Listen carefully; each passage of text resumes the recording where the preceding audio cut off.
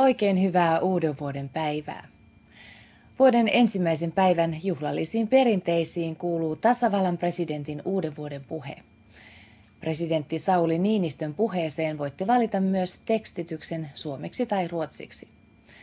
Nu får vi höra republikens president tala inför det nya året.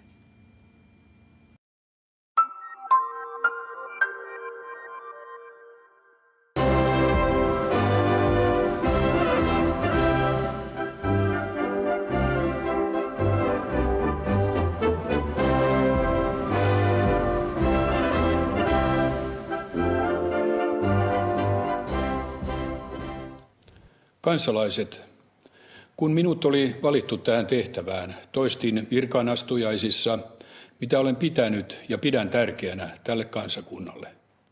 Sitä kuvaa kaksi sanaa, oikeudentunto ja eheys. Olemme viimeisen parin vuosikymmenenkin aikana kokeneet paljon sekä kovia että hyviä.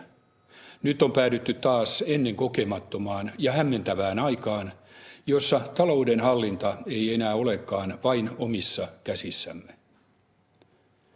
Kaiken tiedon, taidon ja osaamisen lisääntymisen myötä maailmasta ei ole tullut selkeämpi ympäristö toimia ja sopeutua.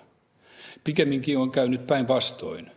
Globalisaatio näyttäytyi ensin yhtenäistymisenä ja jopa samanlaistumisena. Nyt se näyttäytyy myös vallan ja vaurauden uusjakona, joka koskee kaikkia ja jossa kenenkään menestys ei ole itsestään selvää.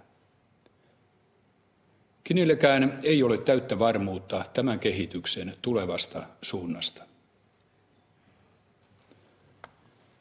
Meillä on lausuttu paljon vakavia varoituksen sanoja, aiheellisestikin. Nuo viestit ovat varmasti myös hämmentäneet lisää. Samalla kun pelätään lisääntyvää työttömyyttä, niin ennustetaan tulevaa pulaa työntekijöistä. Tai kun vaaditaan menoleikkauksia, niin toivotaan myös lisäkulutusta tulevan kasvun alustaksi. Suomella onkin kaksi osin päällekkäistä ja osin ristikkäistä ongelmaa. Suomi velkaantuu, ehkei nopeammin, mutta kepeämmin kuin koskaan. Suomi ei koskaan ole ikääntynyt niin kuin nyt ja lähivuosien aikana. Ainoa yhteinen lääke näihin kahteen vaivaan on kasvu, eikä senkään varaan voi nyt tuudittautua.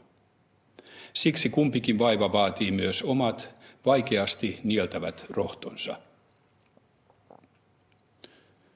Vaikeita poliittisia päätöksiä edeltää aina toistensa ohi puhumisen aika. Nyt se on kulumassa loppuun. Käsillä on ratkaisujen aika. Kannustan hallituksen ja eduskunnan jäseniä rohkeuteen. Pienimmän yhteisen nimittäjän etsiminen ei nyt riitä. Suomen kansa on harvoin rankaissut, usein kyllä palkinnut, rohkeuden nähdä oikeuden tuntoisesti oman etupiirinsä ulkopuolellekin. Toivotan teille kaikille hyvää alkanutta vuotta ja Jumalan siunausta.